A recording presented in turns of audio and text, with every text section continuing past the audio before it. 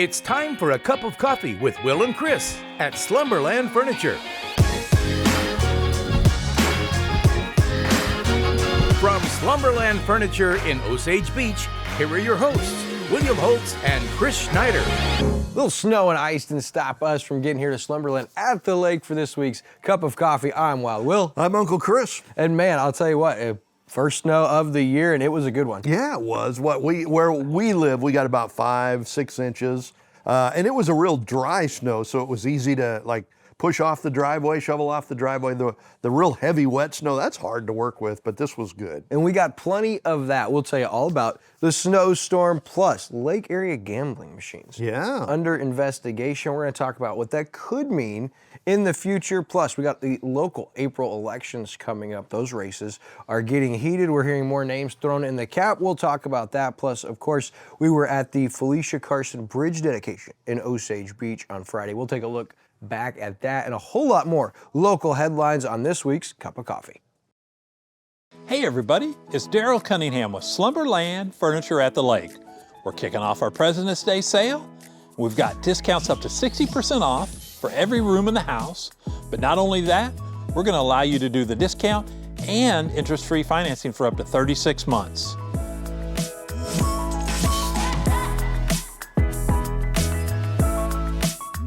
Come check us out, Slumberland Furniture, where we're bringing happy home.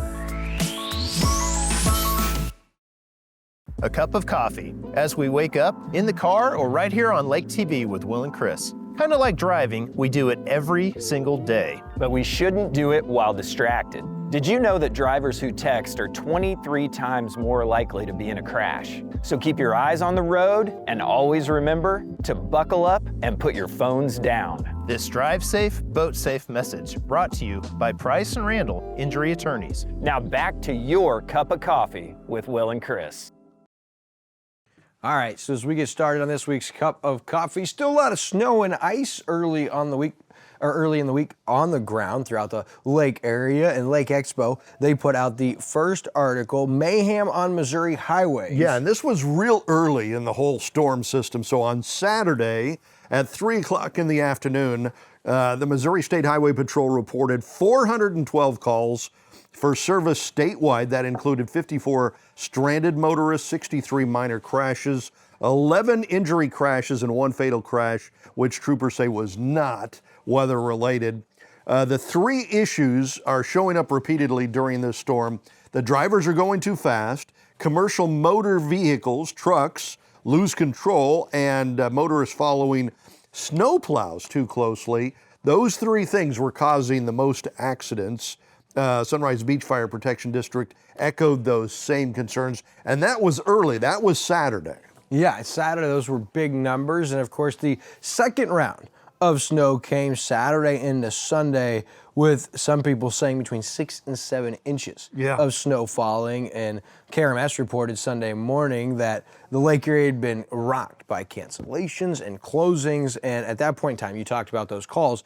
Well, it was essentially doubled by Sunday afternoon with 858 calls for service, 143 stranded motorists, 144 non-injury accidents, and 23 injury accidents. But with the winter weather, if you were able to stay off the roads, came a lot of opportunity for most of us to be stuck at home with nowhere to be and not a lot to do. That was great. So it was enjoyable for a lot of us. As you see, we got to do a little sledding, got to enjoy the snow with my beautiful wife, Unique and Brinley, and even Uncle Andrew was over. We got to have some fun those couple of days. You'll see here, Daniel Carnahan, our brother with Skyview Photography. Check out the square in Camden. Yeah. Look at this beautiful video. You see there, normal, right, people driving, and then boom, right after, it is covered in ice with few motorists. Pretty cool. And then on our Facebook page, we had some really cool photos shared with some of our followers. Robin Phillips Schumann, you see a lot of snow there. Michael Jones, I love this amazing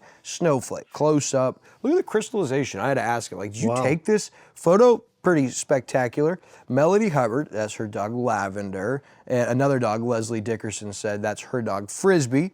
John Helmy with the great views. Ashley Michaelick shows the woods. Now look at Mike Clayton with the big Niangua right there across from Ha Ha Tonka. Beautiful sight. Marvin Plumley, look at that sunrise. still, even with cold temps and terrible weather, look how beautiful the sunrise is on the Lake of the Ozarks. Yeah, it's that incredible. fog. And I want to give a shout out to MoDOT, you know, our county. You see here, City of Osage Beach, Road and Bridge. These are some Facebook posts of them doing some of their great work. And I want to applaud Camden County. You see here a little time lapse from their social media of them clearing some of those side roads. And they posted on Facebook and said, hey, we think we've got everybody. However, if you're in the county and you feel like your road needs plowed, call us. We'll come to you first thing tomorrow morning. We want to get everybody taken care of, so we applaud the folks with the Camden County Road and Bridge. And it's a important reminder, as they finalized the budget, the commission fought for road and bridge budget not to be cut in half. You have this first winter storm of the year, and the amount this cost the county is exorbitant. It's a big amount of money that's in the budget. They project for those kind of things. But when you have a storm of this caliber, Commissioner James Gohagan says the amount of resources this takes, from salt and sawdust and all the things that the county is taking around, the crews, the amount of hours, and it eats it up pretty quickly. So luckily for us, the budget wasn't decreased or slashed in half, but here's a reminder of how crucial your road and bridge is. Yeah. You see some of those videos? You want to be out there doing that work? I don't know. Heck no. I want to be inside looking at it. But that's a good point. People tend to forget about that. The road and bridge, we think of potholes and different things like that. But when winter comes, they got to put the brine down on the road, or everything's going to ice over. You got to plow the road. You got to put sand on the roads. That all costs money.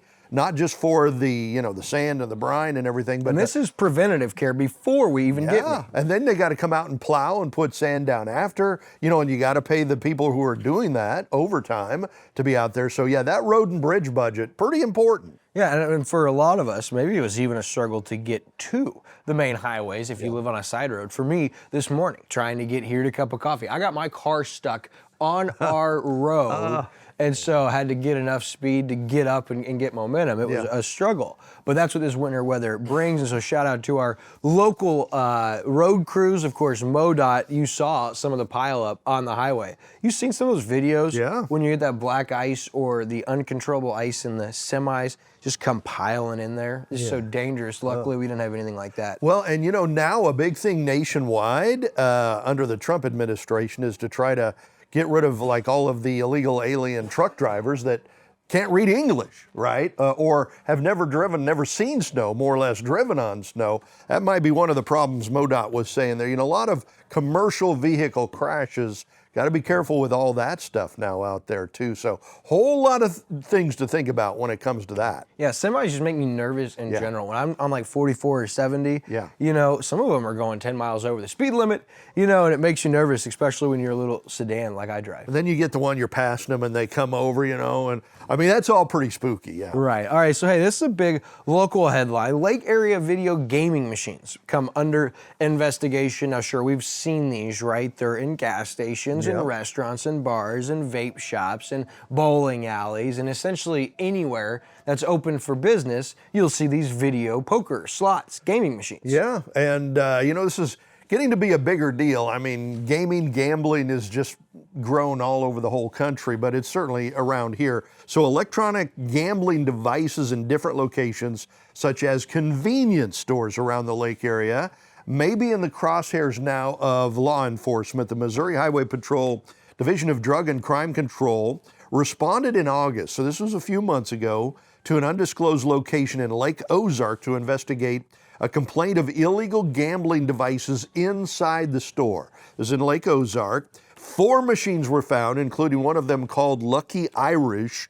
which was played and paid out to one of the investigators that went in there. Probable cause statement alleges that pre-reveal features on the machine do not alter the outcome or remove the element of chance, because the player is still required to move past the immediate play for the chance to reach a winning game. So the person in trouble here behind all of this, some guy by the name of Shabnam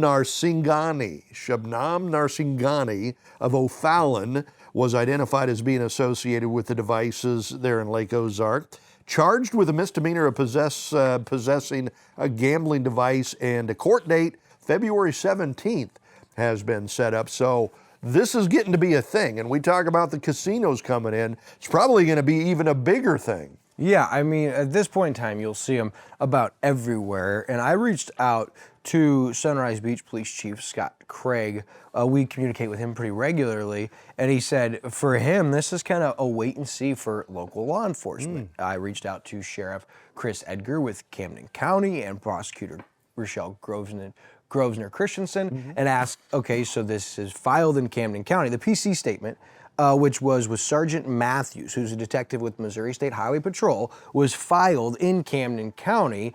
And so it's interesting because I asked them, like, this would kind of be on your office. You guys are going to have to charge this as far as the prosecutor. And so I'm curious, these things, like I said, are everywhere. Is the person that owns the machine, are they going to be punished and held accountable? And then what does that mean for the establishment, right, in Lake Ozark, the unnamed business? They can't be out scotch-free. I mean, if there's charges filed and somebody gets in trouble, it'd be like if you were, during Prohibition, selling alcohol inside your convenience store and they came to you and they said, well, who's making the alcohol? They got in trouble and the convenience store wasn't. I don't think that's the way it would work. And so this is going to create precedent because whatever happens with this one is going to create I would say, a ripple effect for these other machines. You would think so. Like if they're deemed illegal, and then there's even municipalities that are issuing permits to businesses for these and setting themselves up to be liable potentially. And so it's going to be interesting for the thousands of machines in bars and gas stations and liquor stores, vape shops. They're following this case, right? And I guarantee, you alluded to it, with the casinos coming in, there's probably going to be a more exerted effort to look at other ways people are gambling or losing their money. When there's big options in town, they're not going to want you to have other options to go around. Right. Yep. And if there's things that aren't within the bounds of the law, they're going to do everything in their power to shed light on that and potentially see that stopped, which would be advantageous for their business model, obviously, and naturally. Doubt. And they'll have money, to help law enforcement find that too. They might even be, putting money into this, though, even before they're here. So it'll be interesting to watch this. I've been intrigued by these things since they first were introduced, a few years ago, because it just kind of happened overnight. You cannot go anywhere, even when you're traveling. Not only here at Lake of the Ozarks, when you're traveling, they're everywhere. Rest stops. I mean, so it'll be interesting. Now, upcoming elections, hard to believe, the April general municipal elections are just a couple of months away as January winds down. They're set for April 7th, and on those, a couple of the bigger races. We've told you, incumbent mayor of Osage Beach, Michael Harmison, he's been there now about 4 years. He's about to complete his 4th year coming up. This will be 4 years at the end of this year. He's got 2 challengers that'll be challenging him to become the mayor of Osage Beach. Big time challengers too, right? A former alderman, and then somebody who's been in the community her whole life, who knows everybody in town. She's going to get a lot of votes. It's going to be a very interesting election. Yeah, former alderman Richard Ross, of course, and then you're alluding to Angie Schuster as well. Somerset Boat Lift, Somerset Resort. You remember her and what they've done. So yeah, a lot of local support. It will be interesting, and then you're also going to see Alderwoman Phyllis Moreau. She's got a challenger for her seat, and then there's an open seat with 2 candidates running. City of Camdenton, no major changes. Alderwoman Gentry, she has a challenger in the name of Williams, and in Lake Ozark, Johnny Francesco, he has a challenger for Ward 2, and Tony Otto. Interesting. Who will get a lot of local support as well. So as far as ballot issues, there will be some ballot issues, tax increases, fire departments, road, things of that nature, working right now with their local municipalities. And we're going to continue to update you guys as we get closer to the election, try to introduce you to the candidates, try to tell you what all's on the ballot. And so be following Cup of Coffee. And then that's going to be leading into really massive primary elections in August. Yeah, big time. And everything has been ramped up so much the last few years. People are watching cable news 24/7 like they're, like their regular TV shows. There's so much going on now, which, it has just brought it home how important everybody being a part of, the electoral process is. everybody needs to get out and vote. You know, don't care which side you're on, who you're voting for, but take some ownership in what's going on and, you know, look up, do some study and find out about the candidates and go vote. Yeah, because that August primary election, you're going to have a deadline for candidates to file coming up March 31st. Yep. So you have to file here in the next couple of months. And if you're wondering, like, what is up on that August election? Jimmy Laughlin, the auditor for Camden County. We've seen a couple of challengers, Chris Franken, Madeline Kincaid, prosecuting attorney. That seat is open for re-election or new. Presiding Commissioner Ike Skelton's seat, circuit and county clerk, Senator Bernstetter has termed out. And so you'll see the running for a new senator. Jeff Vernetti for the state rep has challenger or challengers. And so that's big for the primary election, and then the general election will follow November 3rd. So just want to keep you guys informed, up to date as these elections get closer. We will continue to follow and let you know, like, whose name's on the ballot, right? And what issues, because there will be a lot of them. And we're at this point trying to figure out how to best introduce you to the candidate, to some of the candidates, so that you have an idea of who they are. Yeah, let us know, like, whether you're watching on Lake TV, broadcast, Roku, Amazon, the Lake Expo app, whether you're watching on Facebook, YouTube. Let us know down in the comments what you guys want to see. Is it the Osage Beach Mayor? Is it the Auditor of Camden County?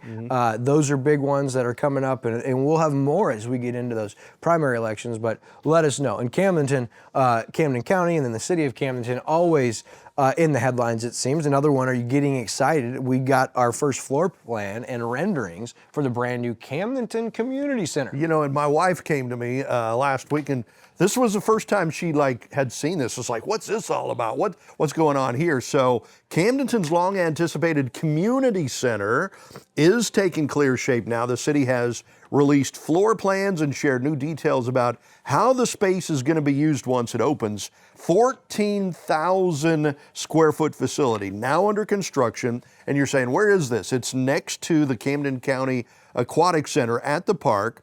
It will feature a full-size gymnasium with lined courts for basketball, volleyball, pickleball, along with a walking track. That's what had my wife excited. Also a reception area, large community room. City officials say the center is still on track to open this June. Okay, so it's just a few months away from being open this June. Memberships and day passes currently are being developed. Officials say the gym and other spaces will be available to rent for events, which could range from fitness classes to tournaments, wrestling tournaments or martial arts tournaments, whatever the case might be. So this is going to be a pretty cool space, I think. Yeah, and you'll remember this project was initiated back in 2020, and the initial bid was $3.7 million.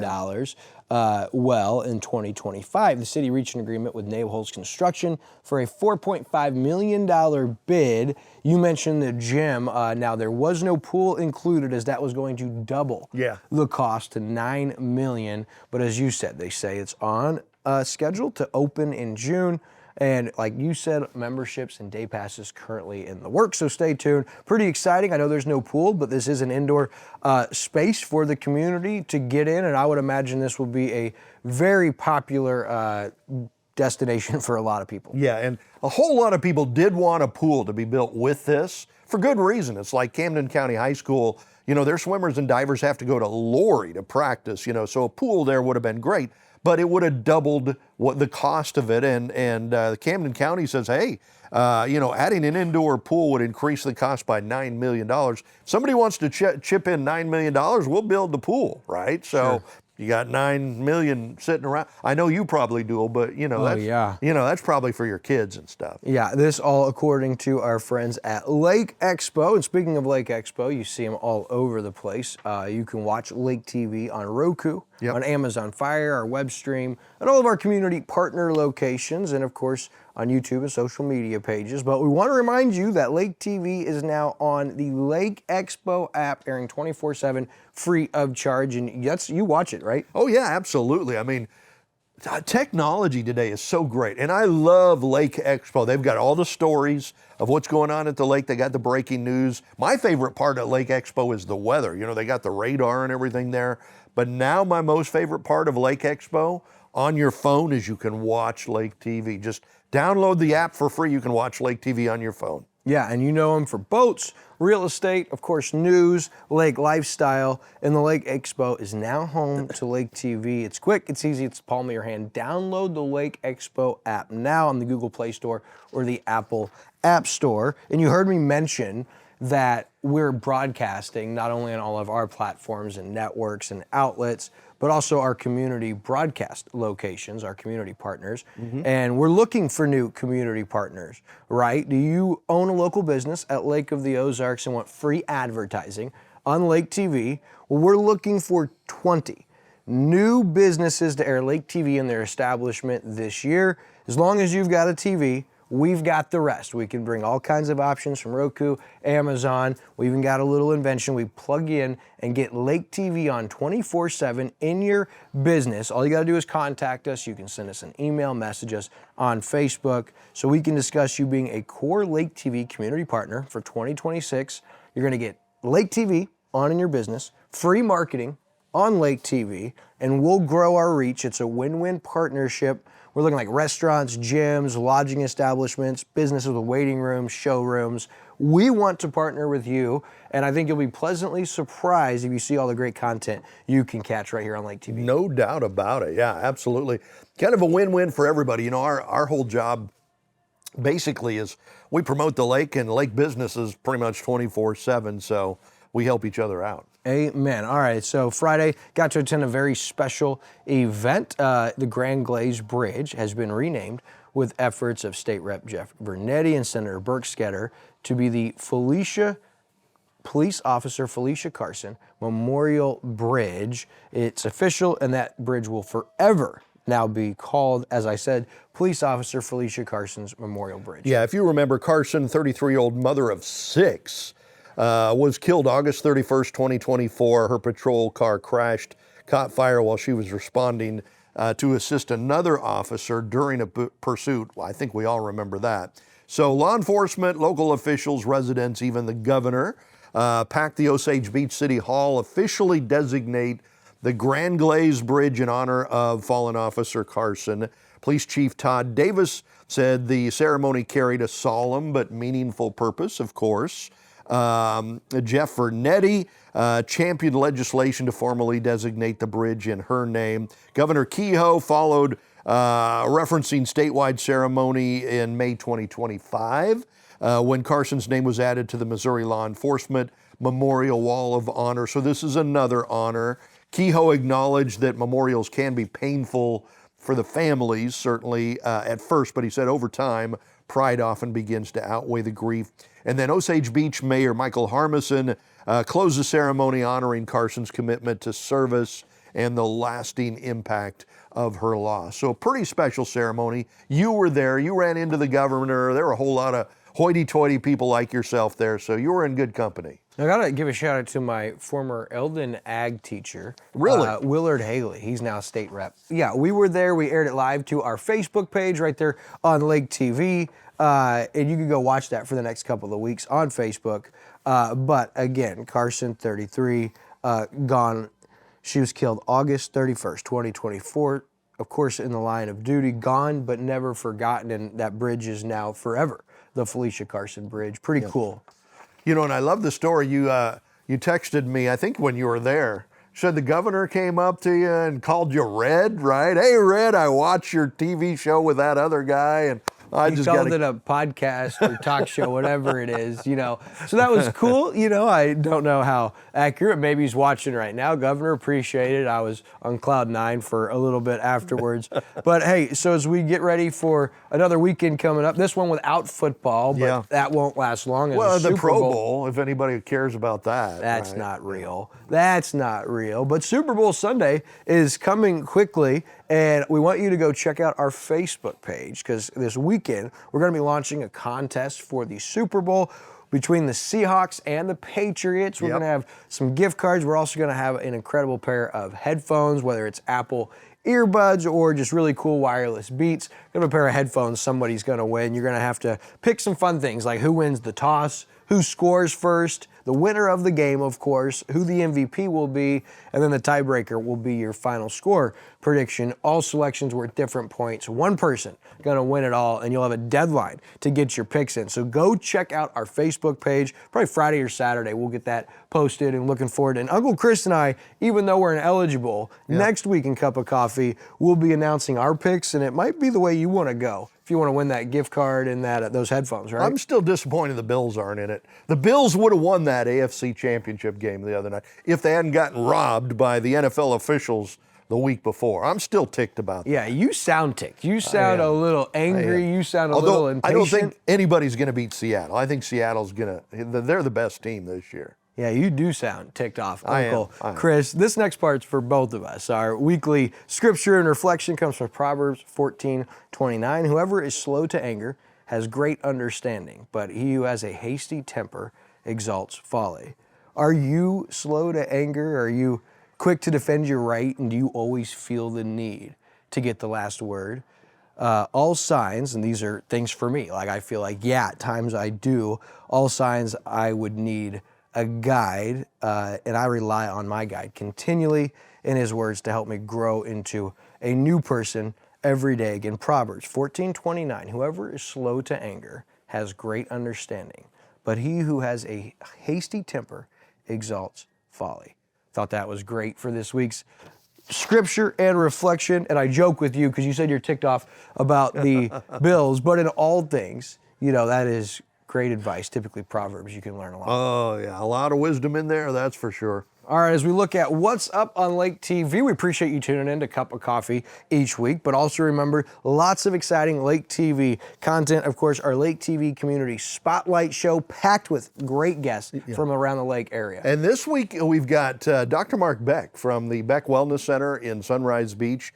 And this guy's pretty amazing, right? He's been around the lake area for a while. So he started out as a chiropractor and then just kind of, got bored just doing that. So then he got into treating neuropathy and a whole lot of different things. So we talked to him about all of that. And, if some people are hurting, pain management is one of his big things. If there are people hurting out there, you might want to take a look at that and see if he might be able to help you. And if he can't, then he can probably recommend somebody that can. So that's going to be good. Next week, we've got our buddy Nathan Bechtold from Lake Expo on the Community Spotlight Show, and we get to know Nathan a little better. We talk about all the great stuff Lake Expo does, but Nathan is a really great guy too, probably the best writer at the Lake of the Ozarks. I've said that for a long time and absolutely. believe that. And just the team over at Lake Expo at the Felicia Carson event, I saw our buddy Robbie Brewer doing a great job with them. Love Robbie,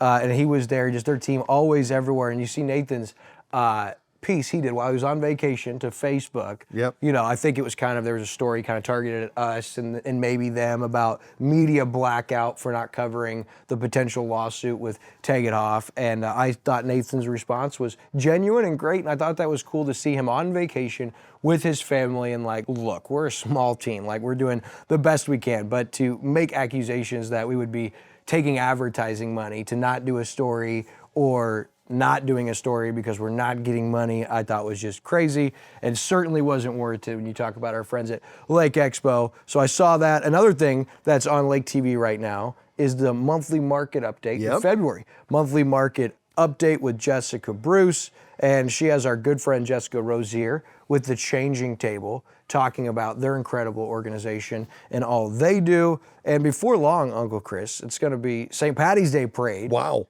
March 14th. Yeah, that's coming fast. All right. We're basically through January now, right? February is here. And then, here comes St. Patrick's Day. Yeah, St. Patty's Day Parade, March 14th. We'll be live at 12:15. Parade begins at 1 o'clock. Kevin Hilly and myself will be live. It'll be a great day. And then also, high school basketball gets started again next Monday with a doubleheader. That should be a good one. Yeah, and we try to do the local schools, especially when they play each other. So Monday, February 2nd, a doubleheader in Versailles, Eldon and Versailles, and we're going to do both the girls' game and the boys' game back to back. First game starts at 5. The boys will follow right after that. Eldon Versailles doubleheader Monday, February 2nd. Then Monday, February 3rd, we've got Versailles at Osage too. So great high school basketball. Indeed, so you catch all that right here on all Lake TV platforms. That's going to do it for this week's Cup of Coffee from Slumberland at the Lake. Until next week, my friends, thanks for watching and be safe out there.